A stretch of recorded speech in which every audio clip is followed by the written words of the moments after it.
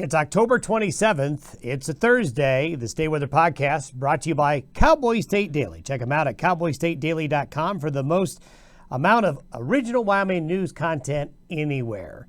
As we wrap up the week and head into the all-important Halloween weekend, we're going to talk about what we can expect. After a little unsettled weather today in some areas, a generally quiet stretch of weather is coming. From Friday through Halloween Monday and probably through Tuesday, there's just really not much going on. We do have a storm system, a small one, over Colorado.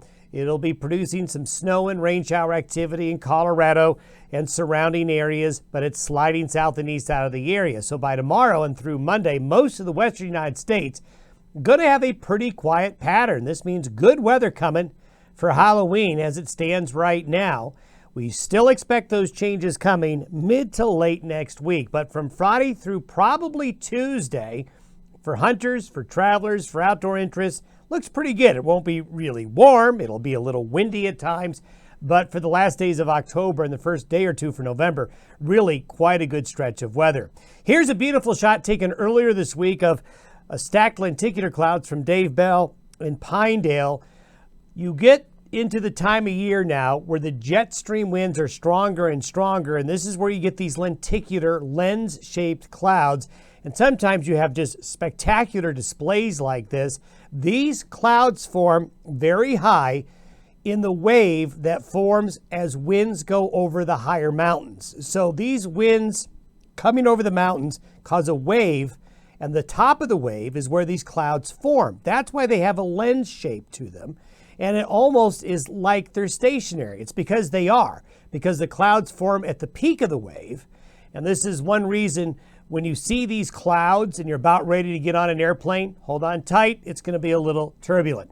Taking a look at today's satellite imagery, two bright areas of clouds to show you. We've got the disorganized low right here. So under these clouds, there's going to be some rain and snow shower activity. The system is kind of going this way with this northern part splitting off a little bit. A lot of this right here is mid and high level cloudiness or some wave clouds or lenticulars off the northern Rockies and the Cascades. That looks pretty threatening, but there's really not going to be much weather with that area of clouds there. And then you can see this area right here of drier high pressure beginning to build on in. But we did see some snow overnight. This is on Highway 130 between Laramie and Saratoga over the Snowy Range Pass. Passes still open, but if you're headed over the mountain passes, this shot looks a lot like the other shots of mountain passes in Wyoming and Colorado this morning. There's the upper level low swinging through the Four Corners area, but taking a track this way, and you can see that other piece breaking off to the north and east. So this is going to lead to a very quiet stretch of weather this weekend. This is the chart for 6 p.m. Monday. So we have a broad area of high pressure over the west. This is why Halloween is going to end up being a nice looking stretch of weather. And you can see that between Friday and Monday, almost no significant precipitation in between those black lines there. So there's just going to be a whole lot of nothing going on. Only the far Pacific Northwest and the southeast and eastern parts of the U.S. will be wet. They'll be wet on Halloween. We will not be.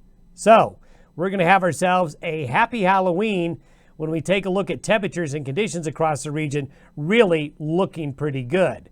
Now, I want to talk about the long-range forecast and what we're watching. We talked about the recurving typhoon yesterday out in the Western Pacific. That still looks like it's going to be developing.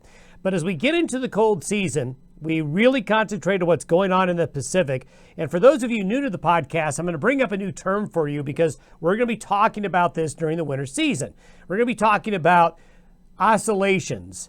The Eastern Pacific Oscillation is what we're going to talk about today. There's other ones I'm going to talk about.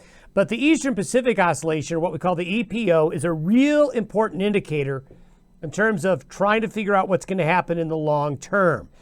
Without getting too deep into the weeds, basically it's a variation in atmospheric flow from the Eastern Pacific, across the Pacific, and across the Alaska area.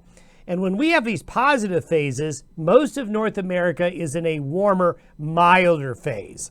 But when we go into a negative phase of the Eastern Pacific Oscillation, that's a signal. It's a signal that North America is likely going to be turning colder.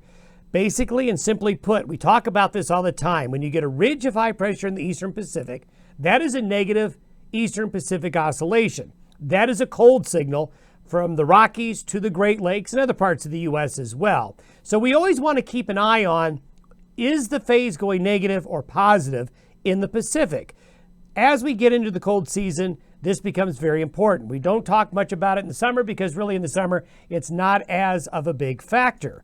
And this is what usually happens in a negative EPO pattern. You can see right here all of the cold in Canada and the lower 48 states, while Alaska, relative to average, warms up.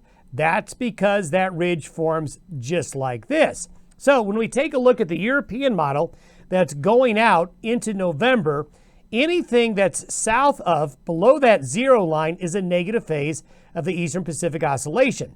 You see this dip right here? This is the cold shot that we're expecting by the middle to the end of next week. Colder conditions as it goes negative. Then it goes positive. But look at this. This is right around the 6th or 7th of November, all the way up past November 11th. See how that negative phase comes in? This is why we're thinking that the early part of November is likely going to be trending colder for a lot of the west and central areas of the United States as well.